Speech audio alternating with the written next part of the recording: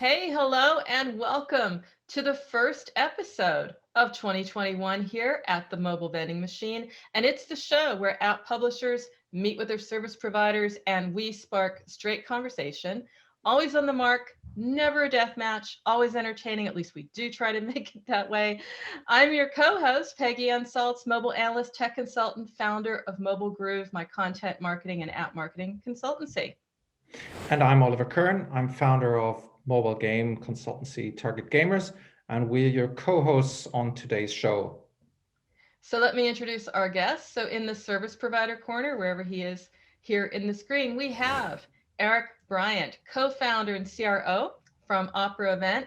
And Erik is a mobile game expert specializing in gaming and influencer media. And he has worked at Vungle, AppsFlyer, Sega, EA, and is an advisor to Politiscope and Rival Planet. Currently, as we said, co-founder at Opera Event, a company bridging the world of performance and influencers. You have recently announced that you have closed 5 million Series A. So congratulations, Erik. Great year for you, huh? Thank you. Yeah, it's been a great year in very specific ways.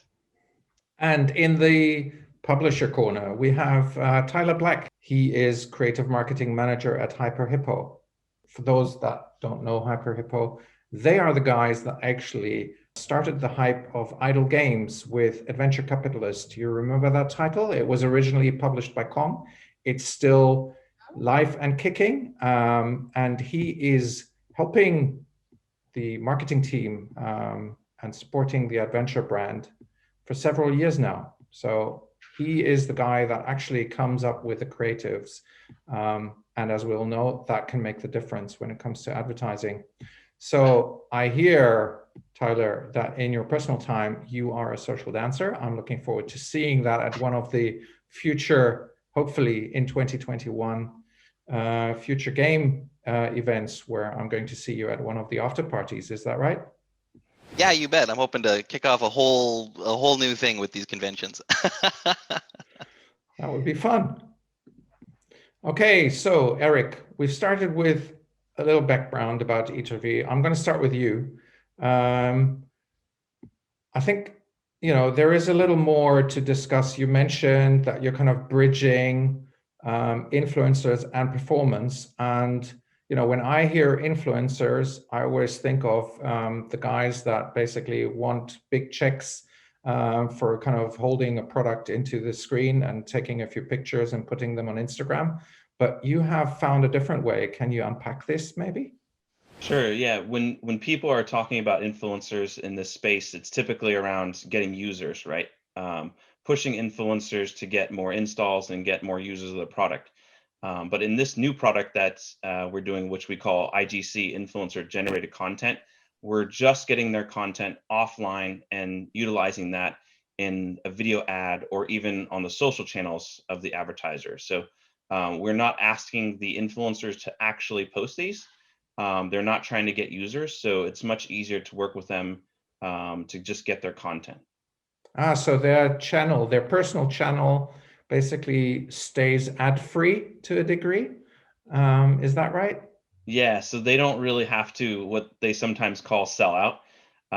We're not, we've worked with influencers in this fashion where we're pushing for installs and they like to be paid flat fees. They like to be paid upfront, all of which performance marketers are not excited about. And so what we've done is we've changed it around so that they're just creating the great content that they usually do, but they don't have to push it out to their own audiences. They're creating it for the advertisers' ad audiences, I guess you could say, or even social channels. Okay. So if we look at some of those examples, what makes them different? So what makes them different is that they have live action, so there's an actor in them, but they also have gameplay. So we're making sure that we're representing the game accordingly, and we're showing an actual human, whether it's a female, male, older, younger. We have a very diverse amount of influencers. So Tyler, I guess you started working with Erik. It's kind of a different ad format in that sense. You probably also have been, doing, UA videos for years, lots of gameplay, tweaking the color of the button maybe to kind of get another uplift of conversion or something like that. And here comes Erik with some creative influencer guys. How did that work?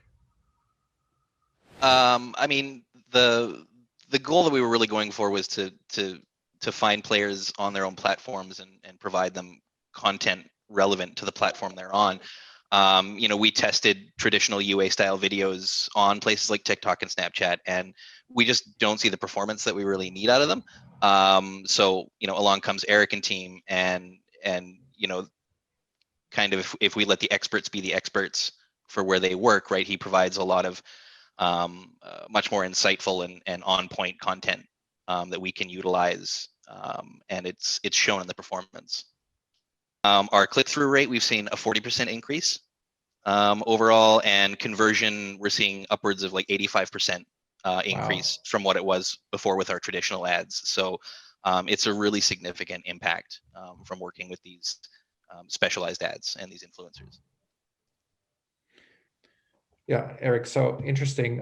So there are basically big differences also with the channels, not always gameplay everywhere, right? That's right. Yeah. So we started off having gameplay be pretty much throughout the video with the influencer in front of a green screen put on top of that. But as we started doing more videos for Snap and TikTok, we thought that we should make it even more natural, not just only having a human, but having more of a skit. And in one of the videos we did for Adventure Capitalist, we actually put together a lemonade stand that had you know, multiple influencers or multiple humans interacting with each other. And it does still show some gameplay, but the gameplay is just a very small portion of the video. And it's mostly kind of a little cute interaction, or, you know, a funny interaction between some people that would be very, very native to TikTok. And just also be very clear, part of this is the production, you know, getting all those videos from these micro influencers so that your customers, you know, Tyler and others, can run them. What about the other side of this, which I think is what you're probably getting funding for, is the platform to distribute this. Is that correct? That's right. Yeah. So we've created what we call IMP, Influencer Management Portal. And this has aggregated us a huge supply of influencers, mostly in the gaming space. So we've actually used our technology recently, and we one of our teams just announced this, but we have some former NFLers and current NFLers that have started their own teams, esports teams, using our technology. So we've used this, we've aggregated many influencers, and we're trying to build this program out of these influencers. So if the influencers have a certain, you know, a good enough camera, good enough audio, green screen, they can be a part of this program. We have multiple layers here that we're working with, and all of our advertisers don't have to worry about talking to influencers or working with them. So I have a question then, maybe for Tyler. How does the creative process then work?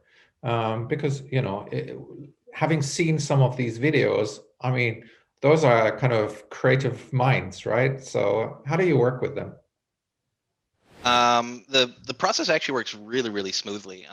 Like all the concepts come to us from Erik. Like all the conceptualizing is provided for us, and then we just have a few rounds of feedback. So You, Oliver, how did you used to work? And I mean, this is what we're hearing. This is a real, yeah, it removes pain points that are really there for people like Tyler. I mean, would this be something that would have also been a really important point for you, having sort of a turnkey approach, like an Upwork, a Fiverr for influencers, if you will?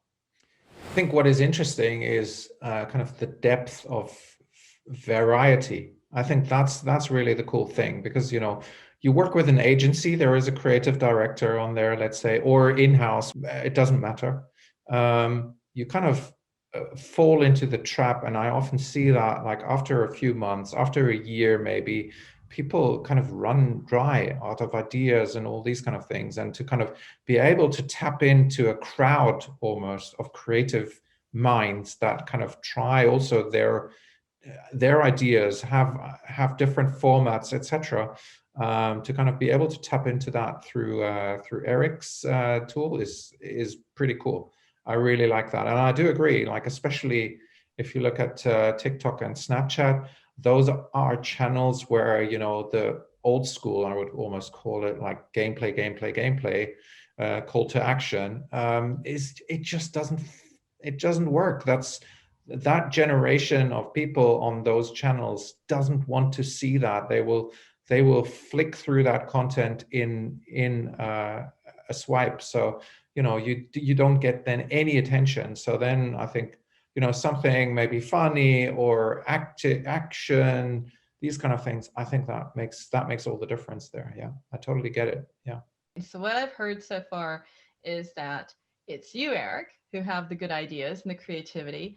Tyler, you know what you want and you go to him. So that's working really well. And together, the two of you, you know, engage the users, engage the audiences. Erik, I assume you find the influencers, but again, how does this work? How does that relationship, that co-creation of these really cool creatives work?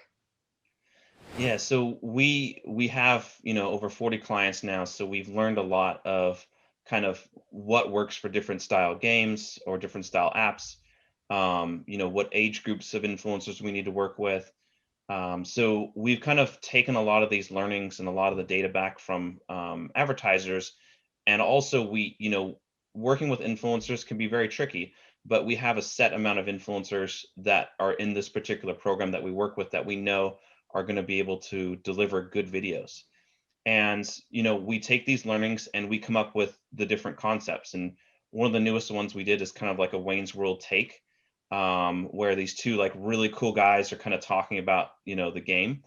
And, you know, our creative team, we have meetings every single week to come up with different ideas.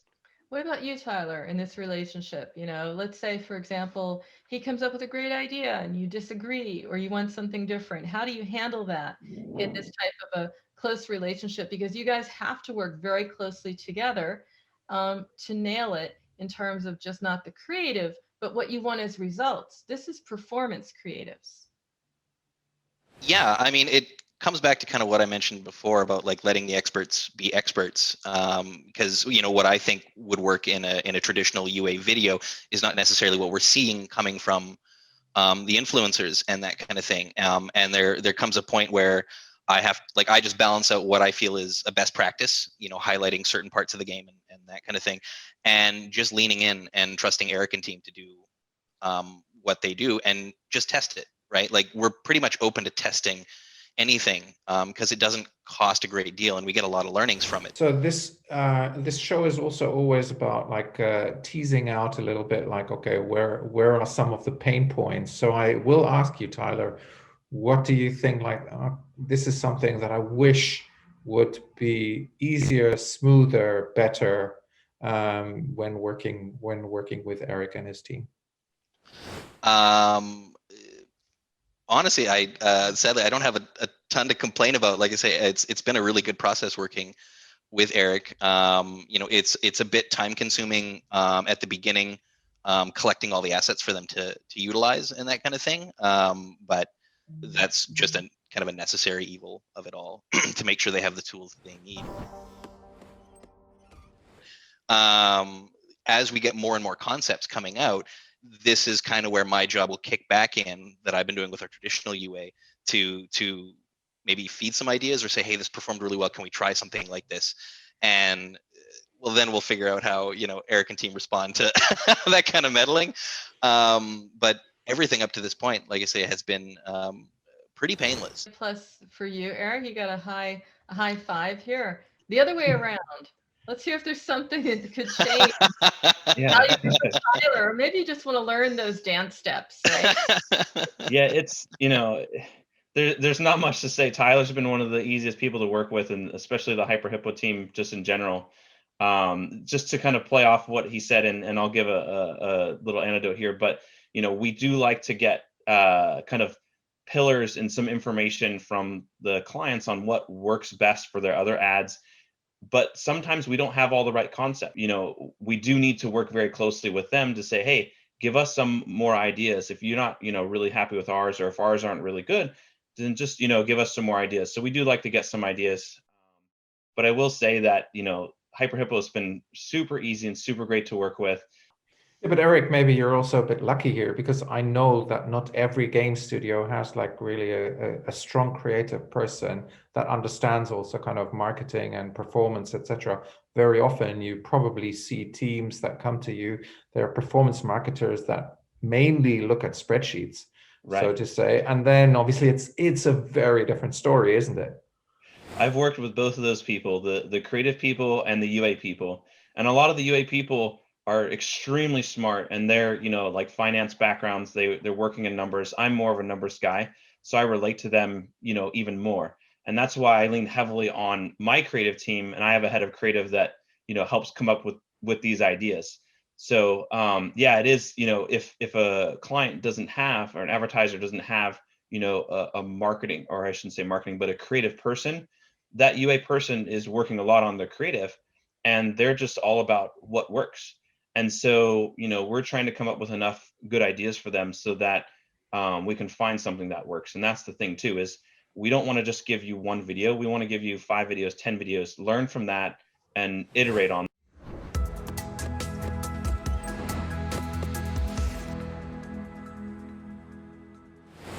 So now we come to the swag, the last part of the show that we love, because we're going to give top tips to our audience. They take it away with them and they work on it, and say, hey, this is something I can do.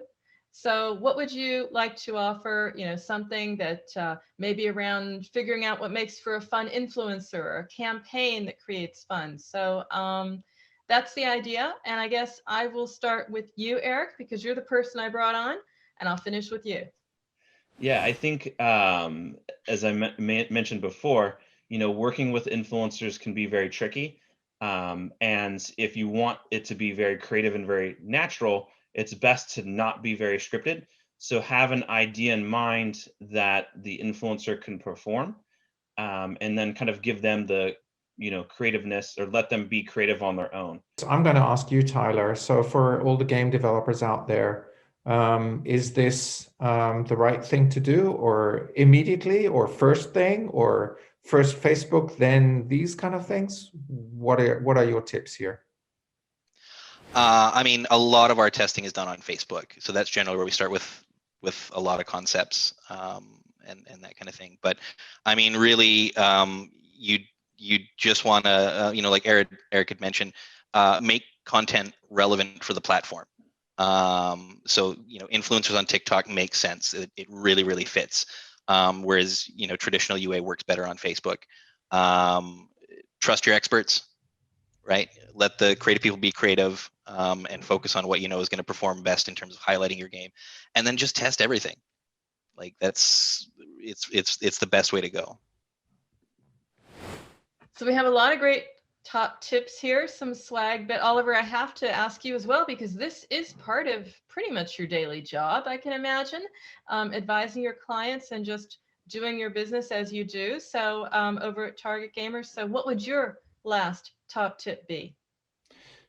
I think you need to also have a game for these kind of video formats. I do think you need to have a game that has good shareable moments also. I mean, it's something that also excites the influencer, because for them to be authentic and non-scripted, as we heard, they also need to see and feel something in that game. Makes sense, because if it's going to be authentic, it has to be real. It has to be really interesting. It has to be something I'm going to be excited about, almost as excited as I am about our show together, Oliver, which brings me, unfortunately, to our close. But, we have to go at this point. I just want to thank everyone, Erik and Tyler, for sharing today. Thanks for being here on the vending machine. Thanks Thanks for for having having us. Yeah, thanks for tuning in. It's an independent production with you, Peggy, and your Mobile Groove team. We're powered by the Mobile Growth Association, which means you can also find companion posts on the website and the video playlist on the Mobile Growth Summit channel on YouTube. Exactly, and that's right. So we encourage you to go over there, check it out, like it, share it, subscribe to the channel, all of the above. So if you want to find out more about how you can be a guest on the show, DM me or just email me at peggy@mobilegroove.com. And Oliver, how do they get a hold of you? It's oliver@targetgamers.com. Yeah. Okay. So until next time, this is Peggy Ann Salz, one of your co-hosts, signing off. And this is Oliver Kern signing off for the vending machine. Until next month. Bye-bye.